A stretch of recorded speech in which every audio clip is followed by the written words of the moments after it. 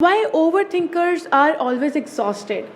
They are not even physically tired, but they are mentally tired because their mind, their brain is working overtime. That it just consumes your energy. जो over thinking होती है वो आपकी सारी energy को consume कर लेता है ताकि आप वो एक फेक सिनेरियो इमेजिन कर पाओ कि अगर मैं इस सिचुएशन में ये कर रहा हूँ या फिर ये कर रही हूँ तो क्या ही बुरा हो सकता है. So guys, welcome back to my channel. I hope that you all are doing great. So in today's video I am going to talk that your brain is simply lying to you. Now I am going to prove it with my video. Let us talk about it. Let us start our video. Okay, on a random day when your brain starts to create fake scenarios on different situations to make it more worse is nothing just overthinking. Overthinking is not at all productive because it causes anxiety, depression, low energy, mental loopholes, etc. होता क्या है, when you are overthinking ना, आप जो है mentally tired होना शुरू हो जाते हो and आपका किसी भी चीज़ पे ध्यान नहीं लगता.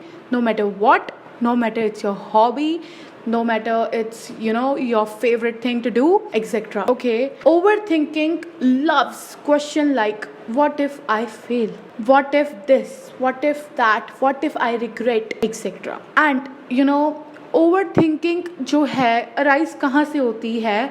From your fear. जो तुम्हारा फियर है वहाँ से अराइज होती है, like fear of losing, fear of Fehling, fear of rejection in future, fear of regret in future, etcetera. तो ये सारे सर्कमस्टांसेस जो है ये ओवर थिंकिंग का मैंने आपको ओवरव्यू दिया है कि कैसे अराइज होती है, उसको कैसे क्वेश्चन पसंद है और जो आपने अवॉइड करना है. Late us talk about the escapism from over thinking. I know कि हम पूरा एस्केपिज्म नहीं कर सकते. समहाउ जब हम रात को सोएंगे हमें कभी ना कभी तो फिर से फील होगी वो situation. But here are some measures that I am going to talk about. Let us talk about them. Okay, interact with nature. देखो, I also mentioned it before, जितना आप इंटरैक्ट करोगे नेचर के साथ you will try to love yourself more. आपको ये feel होगा कि इट्स नॉट जस्ट कि आपकी गलती नहीं है कि आप ओवर थिंक कर रहे हो. It's just your brain, it's just your dam mind जो आपको ओवर थिंक करवा रहा है. That you are imagining the worst situations of yourself being in a situation. Next is that you can chant Hanuman Chalisa. I really have no words for Hanuman Chalisa chanting. जितना positive Hanuman Chalisa को chant करके पा सकते हो उतना किसी और चीज़ में नहीं है. Trust me, just try it your self कि तुम्हें तभी समझ आएगा कि वाई आई एम मैंशनिंग कि आप हनुमान चालीसा को चैंट करो. बिकॉज भाई उसमें एक सुकून मिलता है and you are just, it's just a positive mindset immediately. Okay, become close with your hobby. जो आपकी हॉबी है उसके साथ अपना closeness लाओ.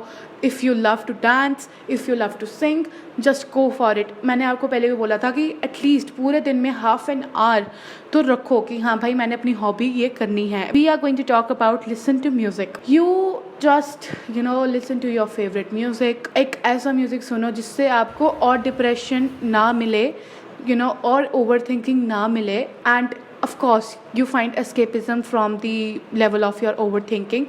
आप स्लो सॉन्ग्स यूज़ कर सकते हो अपने माइंड के लिए रिफ़्रेश करने के लिए.